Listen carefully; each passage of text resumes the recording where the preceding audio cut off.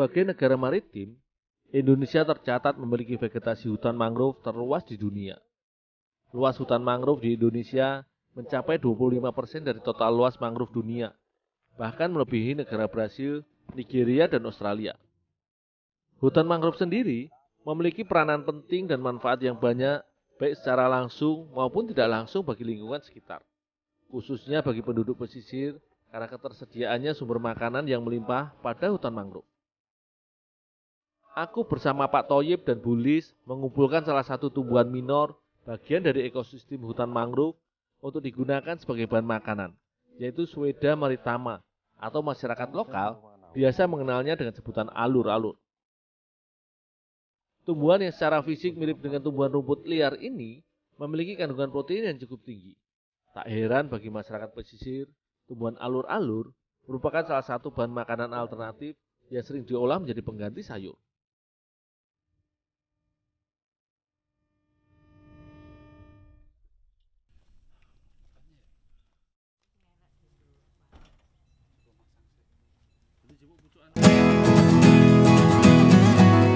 Sebelum diolah, tumbuhan alur-alur harus dibersihkan dari batang serta daun tua yang sudah kering. Karena hanya daun muda yang masih segarlah yang mengandung nutrisi yang baik bagi tubuh bila dikonsumsi.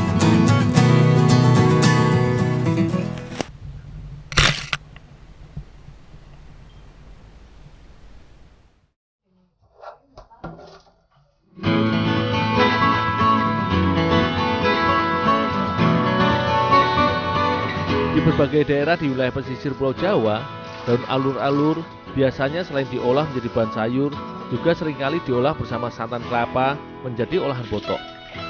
Namun kali ini, aku akan mengolah alur-alur menjadi salah satu bahan jajanan khas daerah Jawa Timur, yaitu kue cucur. Untuk dibuat menjadi bahan cemilan, alur-alur harus diolah menjadi tepung terlebih dahulu. Alur-alur ini memiliki sifat layaknya tumbuhan di wilayah mangrove lainnya, sebagai filter alami terhadap polutan dan menyimpan kadar garam.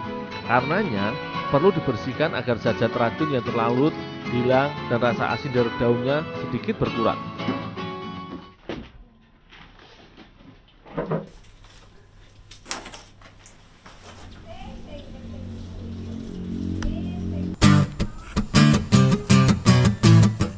Setelah bersih, kemudian alur-alur dijemur dan diangin-anginkan di bawah terik matahari sekitar 2-3 hari hingga kering.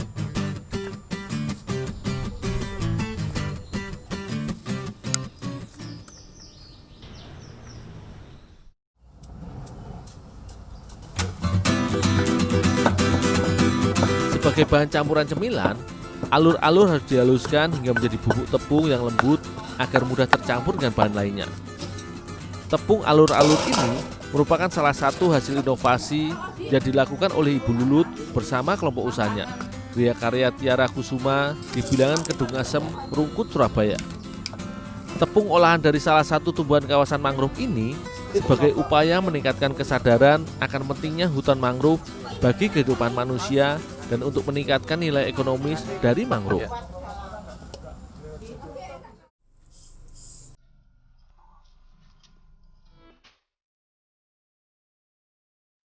Kue cucur merupakan olahan cemilan tradisional yang memiliki cita rasa gurih dan legit. Sembari menunggu tepung alur-alur yang tengah aku olah, Ibu Lulut menyiapkan larutan gula cair untuk dicampurkan ke dalam adonan nanti.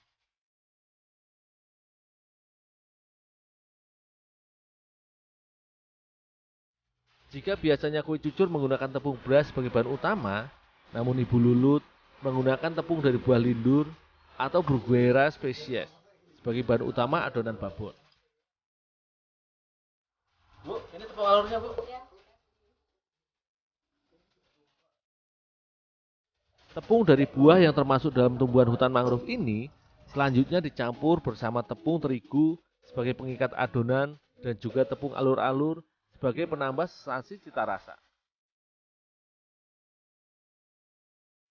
Selanjutnya, adonan dari 3 jenis tepung tadi ditambahkan gula cair dan diaduk sedikit demi sedikit hingga seluruh adonan tercampur rata. Agar lebih menarik, Ibu Lulut menambahkan pewarna makanan yang dari ekstrak bunga putri yang berwarna biru. Setelah semua bahan tercampur merata, adonan kue cucur haruslah didiamkan sekitar 40 menit supaya mengembang. Tengah, cantik. Ya, cepet. Up. Ya. Tahapan akhir dalam pembuatan kue cucur yaitu tahap penggorengan, yang merupakan salah satu kunci dalam pembuatan kue cucur. Kue cucur yang baik yaitu memiliki bentuk mengembang dan berserat. Jajanan tradisional yang juga cukup identik dengan masyarakat Betawi ini dinamakan kue cucur karena dalam proses pembuatannya adonan kue harus dikucurkan atau dituangkan ke dalam minyak goreng yang cukup panas dengan cangkir agar adonan kue mengembang.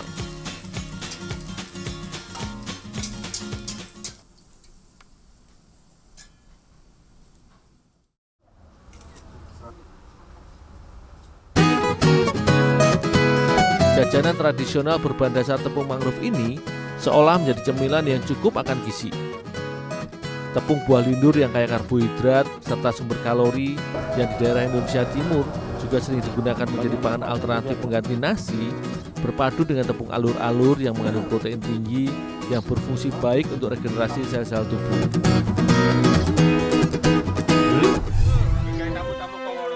Weh, mantap cemilan.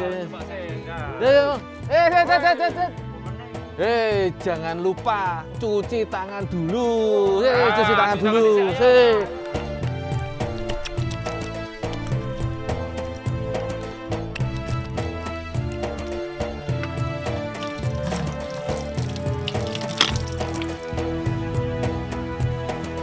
Nah, teman-teman, di era COVID seperti ini, jangan lupa terapkan protokol COVID yang dari pemerintah ya. Ada 3 tuh. Yang pertama jaga jarak, yang kedua pakai masker, yang ketiga selalu cuci tangan pakai sabun.